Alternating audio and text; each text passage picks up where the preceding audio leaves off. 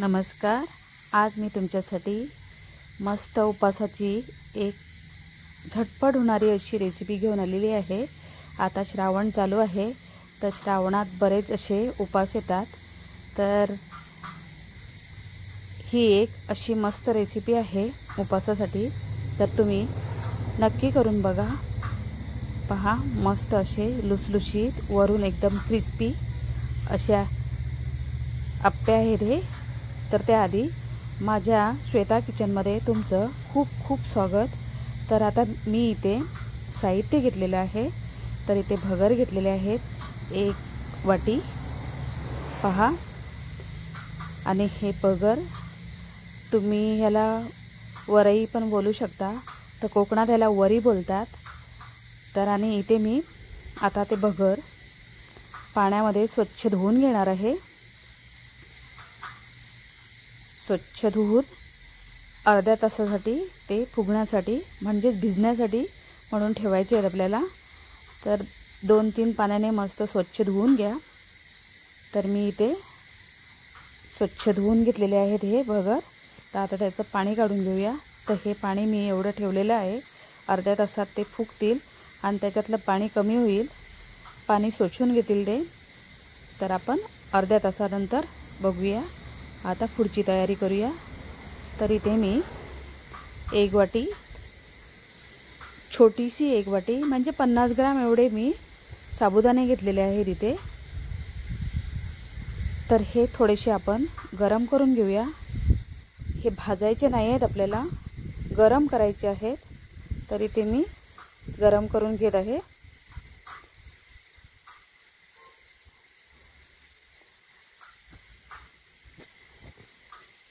तर मस्त गरम झालेले आहेत आपले साबुदाणे। तर तुम्ही माझ्या व्हिडिओला तोपर्यंत लाईक करा, सबस्क्राईब करा, आवडल्यास एक मस्त कमेंट करा। तर आपण हे साबुदाणे आपले भाजून झालेले आहेत, भाजून म्हणजे थोडेसे गरम करण्यासाठी मी गॅसवर हे गरम केलेले आहे। तुम्ही वाटल्यास उन्हामध्ये पण गरम करू शकता, पण गरम आता सध्या पावसाळा चालू आहे, तर उन्हामध्ये गरम होऊ शकत नाही, म्हणून घरातच आपल्याला गॅसवर गरम करायला लागतील ना। तर इथे मी सर्व आता मिक्सरमध्ये टाकून घेत आहे आणि मिक्सरमध्ये आपण बारीक करून घेऊया। तर हे बघा, मस्त जाडसर असं पीठ झालेलं आहे। असं हे पीठ आपल्याला, याच पिठाची अशा गरज आहे, कारण खूप बारीक नाही आहे दळायचं आपल्याला मिक्सरमध्ये। तर हे मी इथे दळून घेतलेलं आहे। तोपर्यंत आपले भगर भिजलेले आहेत की नाही ते बघूया आपण। अजून थोडा वेळ गेला पाहिजे, म्हणून थोड्या वेळासाठी मी 10 ते 15 मिनिटासाठी ठेवते, कारण हे भिजले नाही। अर्ध्या तासाचा अर्ध्या तासात हे भिजले जातात। तर मी अजून 10 ते 15 मिनिटं ठेवलेले। तर हे भगर मस्त आता भिजलेले आहेत। तर आता मिक्सरला आपण बारीक करून घेऊया। मिक्सरमध्ये बारीक करताना खूप पाणी टाकायचं नाही आहे, पाणी थोडंसंच टाकायचं आहे। तर इथे मी 2 ते 3 चमचे दही घेतलेलं आहे। आता दही पण आणि त्याबरोबर 2 ते 3 मिरच्या, तुम्हाला आवडत असतील तर टाकू शकता, नाही तर नाही टाकले तरी चालतील, तरी पण मस्त लागतात। तर इथे मी मिरच्या पण त्यांच्या भगराबरोबरच वाटून घेणार आहे। तर आपण मस्त असं बारीक झालेलं आहे वाटून, पहा।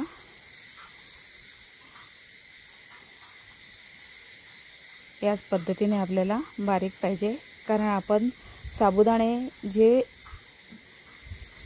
बारीक केलेले आहे ते थोडेसे आपण खूप बारीक केलेले नाही आहेत, जाडसरच ठेवलेले आहेत, रबरी। तर आता हे काढून घेते सर्व मी। चमच्यामध्ये तुम्ही जे बघितलेलं ते मिरचीचा तुकडा होता, मिरचीचा तुकडा एखाद दुसरा राहिला तसाच, पण मी पुन्हा बारीक नाही केलं किंवा काढलं पण नाही। तर इथे मी आता कोथिंबीर घेतलेली आहे आणि हे दाण्यांचं कूट, शेंगदाण्याचं। तर आपण हे आता थोडंसं चवीनुसार मीठ टाकून बारीक करून मिक्स करून घेऊया। मीठ जास्त टाकायचं नाही आहे, कारण आपण दही टाकलेलं आहे त्याच्यामुळे. आणि हे आप्पे नक्की एकदा करून बघा. उपासासाठी रोज रोज काय खिचडी खाणार, तर इथे मी अर्धा चमचा एवढी साखर टाकून घेतलेली आहे. त्याने अजून थोडीशी चव वाढेल. तर हे सर्व मिक्स करून घेऊ आपण. लागलंच तर थोडंसं पाणी टाकू. आपण जेवढं आप्प्यासाठी बेटर ठेवतो आपण जाडसर, तेवढंच आपल्याला हे करायचं आहे. खूप पातळ पण करायचं नाही आहे.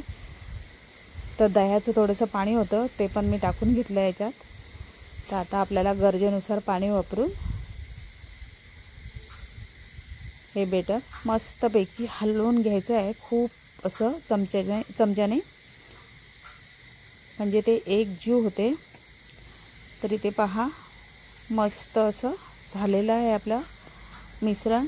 तर आता आपण इथे आपल्याला थोडासा पाव चमचा एवढा बेकिंग सोडा टाकायचा आहे. सॉरी, खायचा सोडा टाकायचा आहे. तर आपण सोडा टाकून घेऊया. आणि सोडा टाकल्याबरोबर लगेचच आपल्याला भांड्यामध्ये आप्पे बनवायला घ्यायचे आहेत. सोडा टाकायच्या आधी आपण भांडं गरम करत ठेवायचं आहे आपल्याला. आणि आता हे मिश्रण आपल्याला लगेचच आप्पे बनवायला घ्यायचं आहे. तुम्ही सोडा टाकून जास्त वेळ ठेवायचं नाही, नाहीतर त्याचं पाणी होऊ शकते, कारण ते लगेच फुगते. तर इथे मी जास्तीचं असं तूप टाकून घेणार आहे. एकाच भांड्यामध्ये खूप तूप पडलं. तर आता मी त्याच्यात टाकून घेते. पहिलं आपल्याला तूप टाकताना जास्तच टाकायचं आहे. काही लोक सांगतात की आप्पे चिकटतात साबुदाण्याचे आणि भगरचे. असं नसते. तुम्ही जर भांडं व्यवस्थित गरम केलं तर मुळीच नाही चिकटणार. तुम्ही आता बघू शकता, भांडं मस्त गरम झालं पाहिजे. त्याच्यात आपण तूप जे टाकतो ते पण मस्त गरम झालं पाहिजेत. आणि त्याच्यानंतर आपल्याला आप्पे टाकायचे आहेत. माझं हे कॉस्टिंगचं आहे भांडं.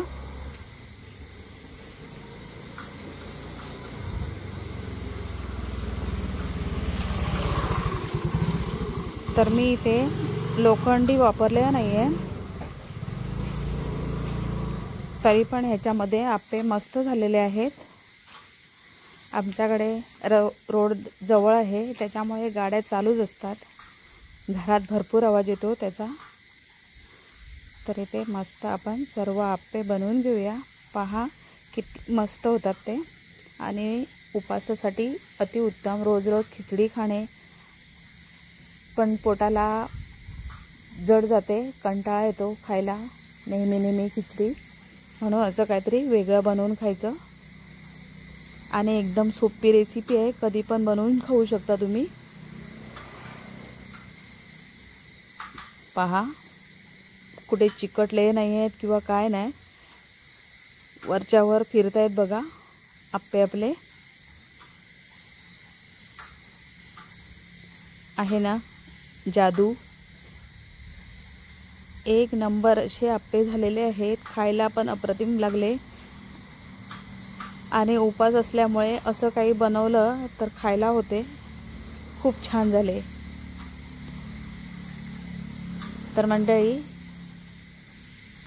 माझा व्हिडिओ तुम्हाला आवडला तर शेअर करा आणि बेल आयकॉन दाबा, जेणेकरून अशाच नवनवीन रेसिपी तुमच्यापर्यंत पोहोचतील यासाठी. तर आता मी दुसऱ्या बॅचचे आप्पे काढून घेत आहे. जवळजवळ जेवढं साहित्य मी घेतलं आहे त्या आप्प्यामध्ये 18 आप्पे होतात. 18पेक्षा जास्त पण होतात, पण मी 18च बनवले. तर मंडळी, हे पहा मस्त आपले आप्पे तयार आहेत. कलर पण एकदम छान आलेला आहे. तर कधी बनवतात मंडळी? उपास चालू झालेले आहेत, मग बनवा लवकर. आणि मस्त अशी माझ्या व्हिडिओला लाईक ठोका.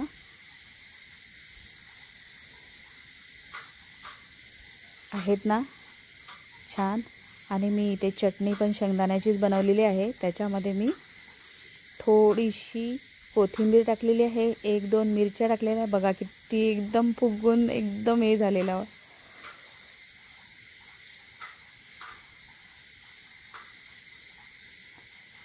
उपास आहे, ह्याच्यामध्ये लसूण वगैरे काही टाकायचं नाही चटणीमध्ये. तर मी शेंगदाण्याची चटणी वाटलेली आहे. कलरसाठी थोडंसं कोथिंबीर टाकलेली आहे जास्त. तुम्ही उपासाला खात नसतील तर नका खाऊ. धन्यवाद.